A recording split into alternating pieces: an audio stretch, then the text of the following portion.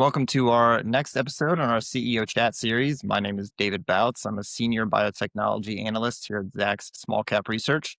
Joining me today is Dr. Kelvin Cooper, he's the CEO of Lakewood-Amedex Biotherapeutics, which trades on the NASDAQ under the symbol LABT.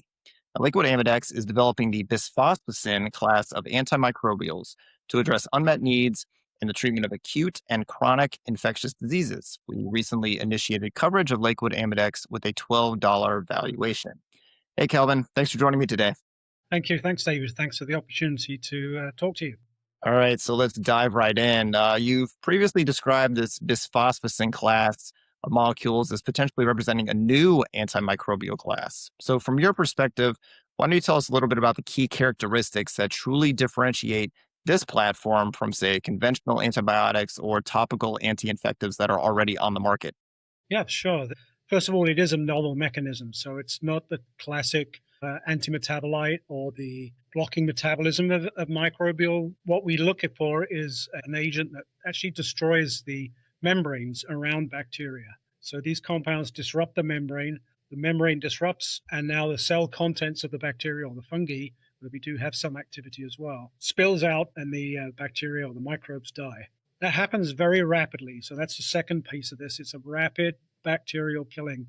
We have run experiments where you can see that within minutes, at concentrations below what we expect to take into the clinic, we see disruption of the membranes and complete kill of up to 1 million bacteria within 10 to 15 minutes. We also have activity against biofilm, which is quite unusual. Usually antibacterials, antimicrobials work against reproducing microbes. In the biofilm state, microbes have gone quiescent. They're quiet.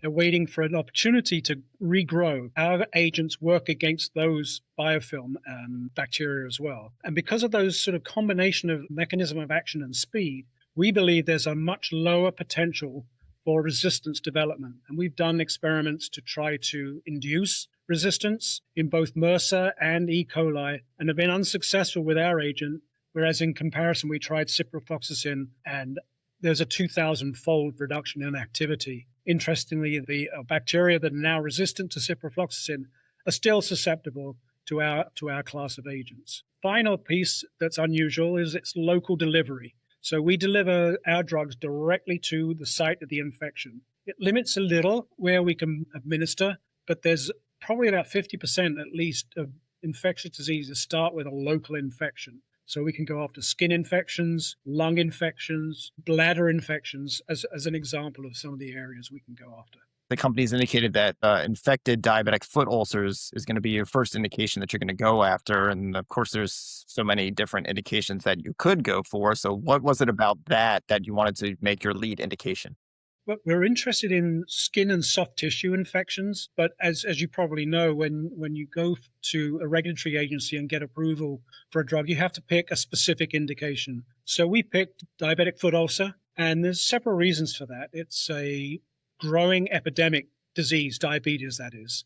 I think there are over 830 million people around the world with diabetes in some form or other. And about 30% of those diabetics are going to get a foot ulcer at some point in their lifetime, and at least a half of those will get infected at least once. So it's quite a large population of people that have infections in their diabetic foot ulcer. Unfortunately, there's not much good treatments to take for the initial infection stages. So usually what happens is a wound appears or an ulcer appears on the foot, sometimes on the bottom of the foot. And because of the restricted blood flow and some of the peripheral nerve damage that occurs in diabetes, often the diabetics don't even feel this. So the foot ulcer is there, gets infected, and if it's not treated properly, it could give rise to serious infections and eventually to amputations. So because there's no really good treatment for those initial infections, even though oral antibiotics are prescribed, there's no good clinical evidence that they actually work. Going local directly to the site of the infection could help. So we believe it's a high unmet medical need that led us into this specific indication. Okay. Can you give us a few details about what the trial is going to involve and what would you consider a successful outcome for this study? There's a couple of things we would want to count as success, and that would be a good safety profile. So no adverse skin reactions just to our drug or no systemic issues from giving our drug. although it's topically given.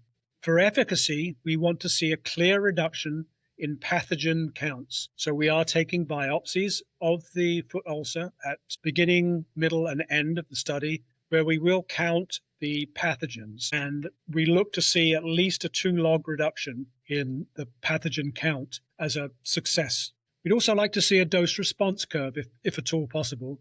We're going in with 3 doses, a 2% gel, a 5% gel, and a 10% gel given twice a day for 2 weeks. So we'd like to see a clear dose response curve, which would help us select the dose for additional studies. And then finally, although really a secondary endpoint, is it would be nice to see a positive impact on wound size. That's a stretch because we're looking at really treating the infection. But it is known that if you don't treat the infection, the wound has no opportunity to heal. So if we can treat the infection, there is an opportunity for the wound to start to heal. As you know, many of these infected diabetic foot ulcers involve polymicrobial infections along with significant biofilm formation. So, how important do you think the anti-biofilm activity of your compound could ultimately be clinically? I think that's a key element of what we have with this class of agents. I think at least 80% of infections are polymicrobial. So we're taking account of that. And 15 to 20% involve MRSA. So those are the resistant organisms. But about a half have some element of biofilm. And the biofilm, unfortunately, gives rise to persistent or recurrent infections. So they may have the infection appear to go away, but the bacteria are there, quiescent in biofilm. And once you take away any treatments, they will start up again and reinfect. So I think it has the potential to be key in treating infections in the initial stages. Do you ultimately envision bisphosphocins being used as monotherapy or alongside systemic antibiotics?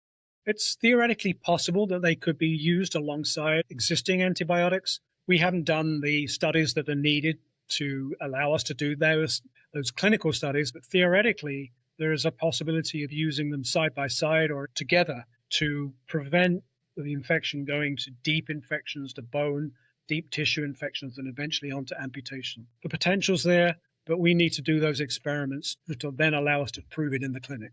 Since bisphosphocins are a novel class of molecules, are there any additional regulatory considerations, say compared to traditional anti-infective development programs? Depending on what we would like to be able to claim, if we are trying to claim that these agents have a much lower potential for resistance development, from a regulatory perspective, they will want to see us prove that, or at least give a very good indication that we're not seeing resistance develop in patients. As a new class of agents, they'll also be very interested in looking at long-term safety studies. So I would imagine during the phase 3, where you do go to many more patients, that safety signals are going to be a key element that the FDA or any other regulatory agency will want to see. And I can also imagine that, assuming we get all the way through to commercialization, there'll be post-approval studies that will need to be done, both for efficacy and for safety, and also following up on the resistance emergence. Resistance is sort of a number one topic that people want to think about when they're using antibiotics. Right. So, actually, to follow up on that, have you seen any additional interest, say, from larger pharmaceutical companies, many of whom have moved kind of away from the anti-infective space based on, this continued threat of antimicrobial resistance? There are a few companies who still maintain an interest in the area, but it has unfortunately really faded away. I started my career at Pfizer working on the antifungal program, where fluconazole and voriconazole were discovered as part of that team. So it's changed dramatically since those days because of the resistance issue. And many of the larger pharma have pulled out primarily because of the commercial value is not there from their perspective. The issue being, if you discover and develop and then commercially launch an antibiotic of a known class, you're likely to see resistance emerge if it's widely used. And so typically these compounds are put on the shelf and held in reserve for those serious infections. Of course, commercially, that's not very viable. That's where we hope to show that our compounds don't have that resistance issue. They're broad spectrum. In fact, you could use them immediately in any infection because they're broad spectrum, act rapidly, and we don't believe have an effect on resistance. that the interest could come back again. There's also the Pasteur Act, which got reintroduced earlier this year into Congress, which is looking at how can the government promote research into antimicrobial resistance, recognizing that it's a very serious problem. If that bill were passed, that would, I think, spur a lot more development and interest in looking for novel antimicrobials. Yeah, absolutely. Well, we'll keep an eye on that. So, as you mentioned, you've had a long and storied career. What gives you confidence that this Bisphosphocin platform could ultimately become clinically meaningful? Yeah, so I think the best indicator here is that infectious disease programs have the lowest attrition or the highest survival rates from discovery through to commercial. And the key reason for that is animal models of infections, if done correctly, and the drug that's being administered, whatever route that is, can get to the site of the infection and actually kills that infection, then translating that to a human situation is highly reproducible. So again, if you can get the drug to the site of the infection in humans at an appropriate concentration, it should work as an antimicrobial. Again, success rates are much higher with the antimicrobials from discovery through to development. You have to clear issues of safety, and we've already done an initial topical safety study. Topical drugs tend to have lower side effect potential anyway, which also again gives us some confidence that NU3 will survive through from a safety perspective. We just need to prove that it's got the efficacy. All right. So, to close, what milestones do you think investors and even potential partners should be watching for most closely over, say, the next year to 18 months? I would say the first milestone to look for is at the start of our clinical trial. We are expecting to start that very shortly. We will be announcing that when we do. And then it's a fairly short study, smallish study with very clearly defined quantitative endpoints that we can show whether the compound is actually working or not.